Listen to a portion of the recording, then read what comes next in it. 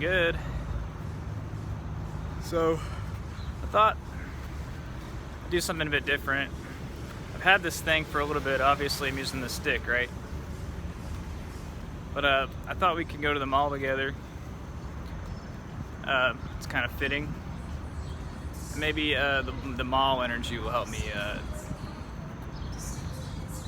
I don't know, decide how I really feel about this new moon. Ah, here we go. We'll see if we get kicked out, too. Alright. Does that look good? Yeah, it's fine. So, new moon in Libra, right? You know, new moons are like an ending as much as they are a beginning, right? And with Mars there, so the order will be the moon, which is in Libra right now. That moon will go past Mars. No, I'm sorry, it'll go past the sun first and then Mars. And then later on in the day, about 7 hours later, the moon will be going past Mercury retrograde, right?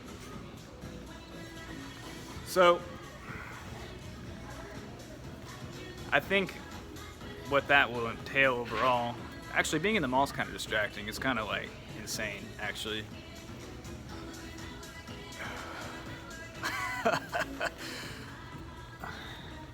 Well, I should have brought my notes. I got all my notes on my notepad. But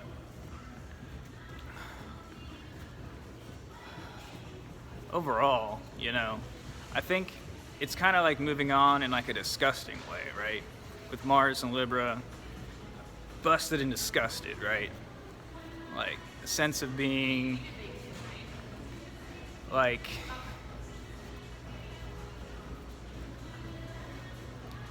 I don't know, like disgusted at your situation, or like where you are, or like what you have to deal with at this time. Like, I think there's a big sense of moving on from like a really annoying situation, or like we're gonna have to suddenly this month deal with a kind of challenges like from the past, right? Like relative to Mars, like what Mars has been doing for the past 2 years, being in the you know, his whole roundabout he does every year, right?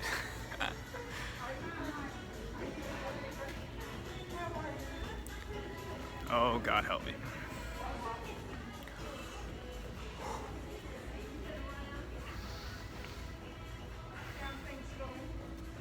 So, like, old stuff is involved in this, because the Mars hasn't gone past the Cazimi, right? He hasn't gone into the sun. So, in a sense, like, Mars hasn't had its new moon yet, and neither has Mercury. That Mars Cazimi happens, and then Mercury retrograde Cazimi happens, and then Mercury retrograde goes past Mars. So, and it all happens this week, like right after the new moon happens.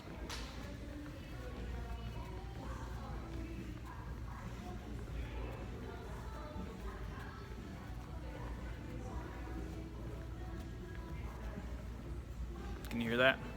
I wonder if you'll be able to hear any of this video. I think I'm a small enough channel that they won't like delete the audio, but maybe they will. I don't know how things get flagged. That's probably why people don't film things in malls ever.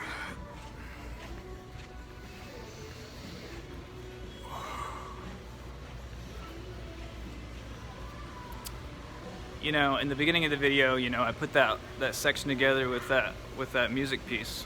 Love that piece. I really am a very enthusiastic person about Handel, and his Italian cantatas are pretty unknown, but it really feels that way that I wanted it to feel. I don't know. It's like a very emotionally frustrating moment to be living through.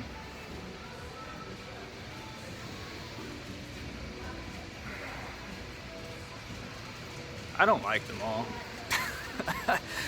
I just felt like it would be a fitting place to sort of encapsulate what this all is, right? And I've got an unpopular opinion that, you know, everybody thinks that like what you do on the internet is going to be safe forever. It's gone. No one's going to say that. It's all gone. Like, I think the internet is overall more ephemeral than anybody really thinks about it. Even though, like, you could potentially save anything forever. I don't think we're going to see that. I think probably one of the most ephemeral times to be alive, so for better or worse.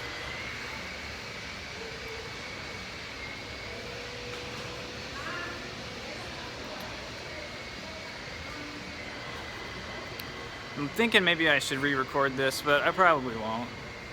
I think it all sort of tells what I want, the story I want it to tell. Because, like, you know, as an artist, right, you really do just have to do what gives you a sense of creative urge, right? Or, like, it's really the other way around. Like, I feel like if you have a piece of art you need to make, or like a piece of music you want to make, it's gonna haunt you until you make it, right?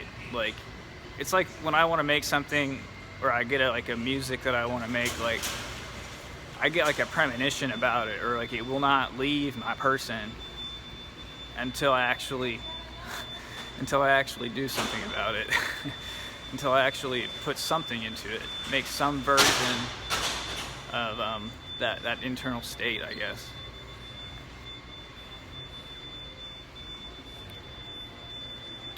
But yeah, overall, I think this new moon is pretty ugly. I think we're all kind of shuffling along. Yeah, I'm kind of blanking on some of the stuff I wanted to say. Probably being in the mall does that to you. You forget everything. You just dump your cash. Okay, I'm gonna go back to my car because I hate it in here, and I am kind of paranoid about just having sections of the audio deleted. I didn't really think about that when I came in here. I don't know, it's like a liminal space. It's a very, like, it's a space that, like, will be forgotten forever. The mall.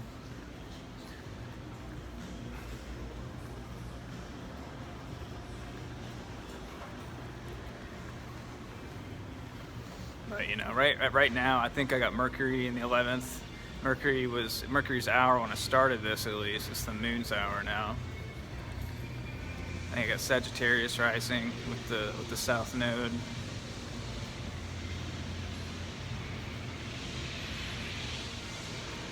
Yeah, I can't think about anything in here. It's not like I go to the mall at any time.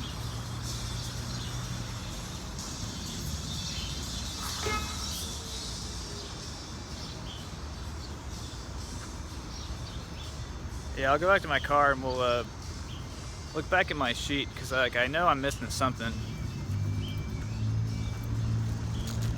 Can't remember why I went in there. I'm like blanked out. Like, I don't remember really why I had the creative direction to go there. I guess because it's Libra. And I consider the mall as something that's like on the way out in kind of a disgusting way. Unfortunately, I think we need to like redefine what it means to have like a public space as a society, because we're not going to have any public space anymore if we don't. So, one second. All right, I'm gonna stay outside. We're in a parking lot. It's kind of a better place than the mall, even. All right. Yes. Let's check this out. Yeah, I think one of the major things is that we got an old Mars, right? The moon is gonna go past the sun and then immediately conjoin this Mars that is running ragged, right? It's gonna need to be, it's like going through the sun is like a major ending for anything, where you can redefine like what it means, or like there can be like a new definition of a same old thing, right? And Mars and Libra is gonna stay Mars and Libra, right? But like we got things coming out of this time that are defined by Mars and Libra, right? With the new moon and the Cazimi and Mercury there. So I mean, with so much activity there and the moon there, you know, like mundane situations are going to be extremely impacted by this specific configurations. You know, so I think I said it all, but I just like being in the mall was like, I can't even remember what I'm doing here. Oh yeah, here's another thing. Like, I think you could see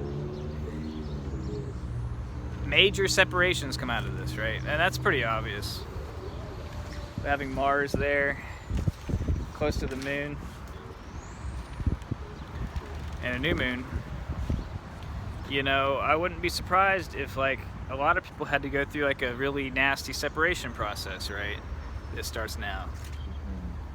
That wouldn't be surprising to me.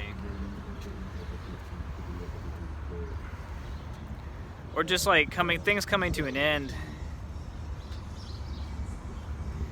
in society, right? Or like, here's another like weird, or not weird, but like troubling thought, you know, about it. It's like, oh God, it's gone. What was I even thinking about? Troubling. I don't know. Let me look at my sheet.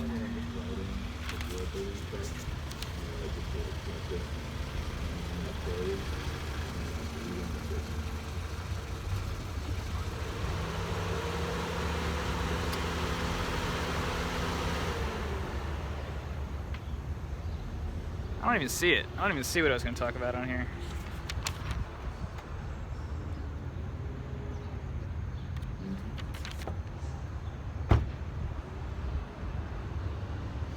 We'll get back to that one, but like, there's another thing.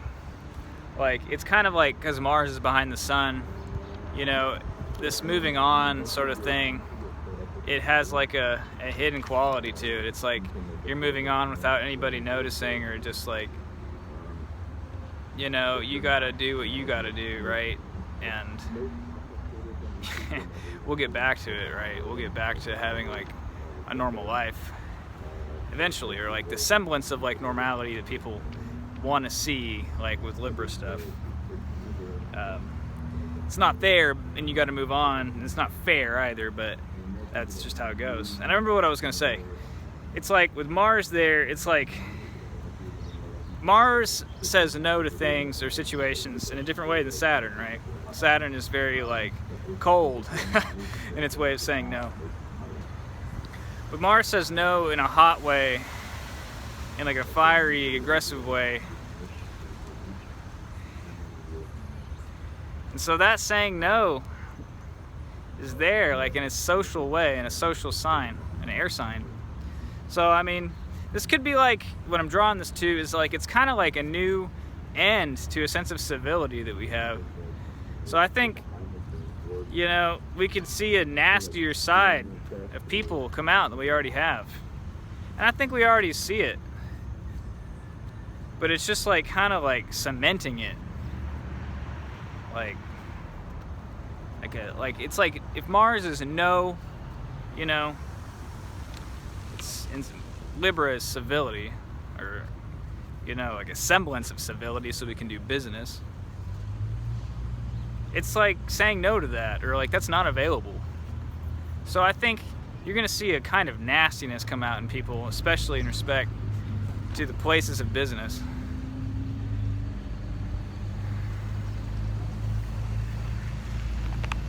Oh, okay, we're 14 minutes in, okay. I hope you can hear any of this. I hope those sections where I was actually in the mall didn't get audio cut out. But that'd also be fitting, right? Like, I like art, man. I like a sense of making art I think if you're taking yourself way too seriously, you're off. You're off base. You know, if you think it's about what you think it's about, probably not. Like, you don't know the ultimate meaning of your art, and that's kind of a fun thing about art, is that, like, sometimes, like, I feel creative direction, right? Like an urge to, like, take a certain direction, right? And I don't even know why. Sometimes I don't find out later, like, oh, like, that's what I was accomplishing. Or, like, that had a consequence that I didn't anticipate, but I see why. I see why. Think Picasso ever felt like that? I like Picasso. I saw his exhibit when I was in New York. It's like a big Picasso exhibit, and so many of it is just like really bad looking still lifes, so to speak. You know, he was like a professionally trained portrait artist, right? He did landscapes and portraits, and you can see that in like his early work. And I know I'm oversimplifying because I'm not an intellectual, or an art critic. But like so many of his early pieces are just like perspective, like experiments, like just looking at a table in a really weird way. Like so many weird drawings of tables. And like he just had to go through that, you know what I mean? And like that's like really being an artist, and like nobody gives a shit, you know? Nobody gives a shit about Picasso or his art. And they never will. If you catch my drift. Because art is transcendental in a way. It's not beyond this world, but you know, it's beyond thought, right? It's beyond our understanding usually, if it's good art. Anyway, you know, and I wanted to say, like, I feel like this new moon in Libra has the Libra quality to it, right? I mean, you are starting something new over in this house that you have of Libra. For me, it was in the first house, or will be in the first house. And also, now that we're just riffing, I guess, if you're still with me, God bless you. You remember back in June, I was looking at this, the new moon in Gemini was an eclipse, right? And the Mercury retrograde was also on top of it.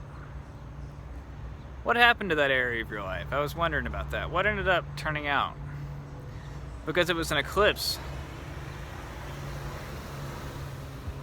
And I think an eclipse is more of a major ending than a major beginning. Let's get a little closer to me here. All right.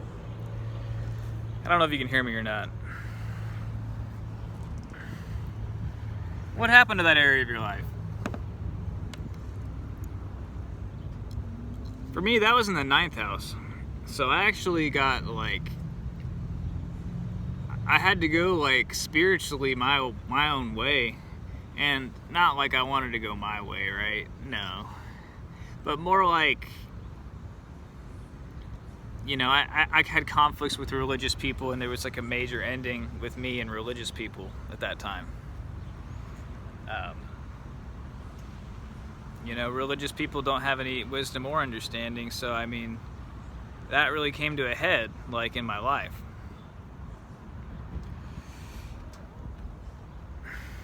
Just throwing that out there. I mean, that's a, you know, that's another air sign, right? We're gonna have these Mercury retrogrades in air signs for the next year. The next one will be in Aquarius, obviously. So, you know, this is hitting like a certain, like, 3 charts or 3 houses in your chart. Like, for me, it's like my 1st, 5th, and 9th houses, right? 9th, and now the 1st. And so those themes are related, right? So, like, what this new moon involving Mercury retrograde, Mars, all of that stuff, you know, it's related to back then in June. So, I mean, you just gotta kind of do what you gotta do. And I think having Mars there makes that happen.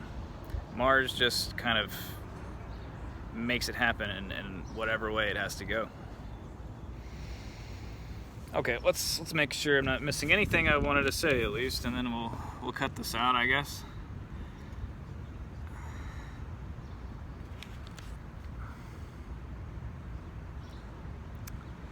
Yeah, I mean, this new moon, you know, it's still ruled by the Venus, Mars mutual reception thing, and that will come to an end soon. Everything will be ruled by Saturn after this week, so because, you know, Saturn, Jupiter, Venus, and then you know, Libra house, pretty much everything will have this Saturnine quality to it now for a few months, for a few solid months. So it's a major ending in that way. I think, like, a lot of people had high hopes, and, you know, life goes on, right? This world is temporary and ephemeral.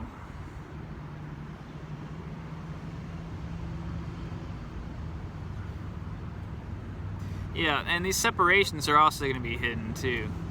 Like, whatever separations that end up happening, I think will not be visible until later, but they happen. They get concretized at this time.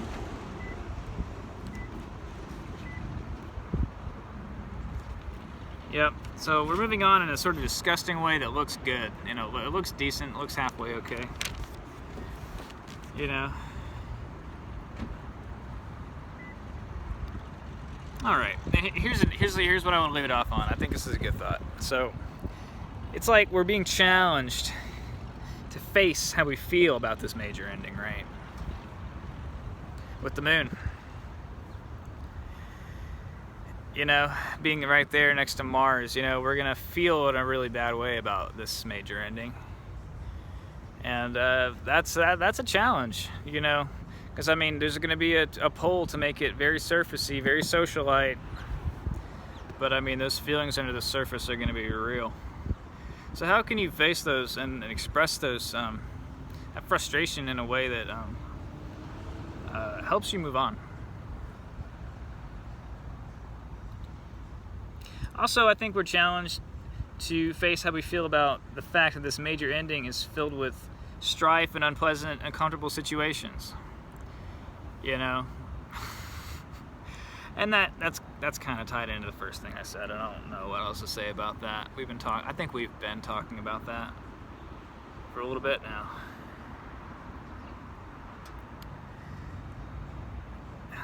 Yeah. So, I mean, this new moon has like a distinct lack of the Libra nicety that we would like it to have, and with Venus losing more and more dignity, I think it's a marked time of losing that as well. So I know it's such a cheerful thing, such a good time, but well,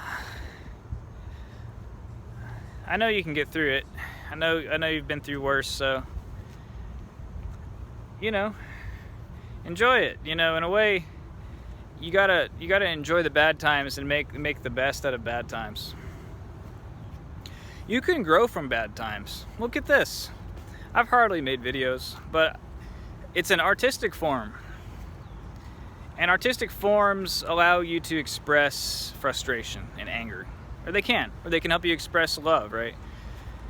Either way, you know, art can help you process what you're going through.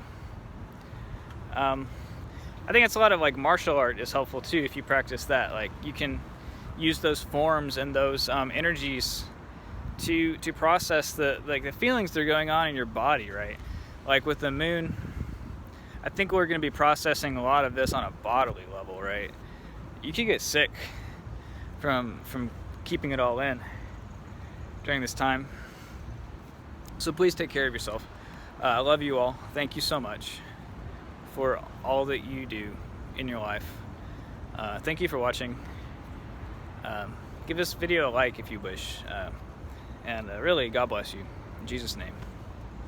I'll see you soon.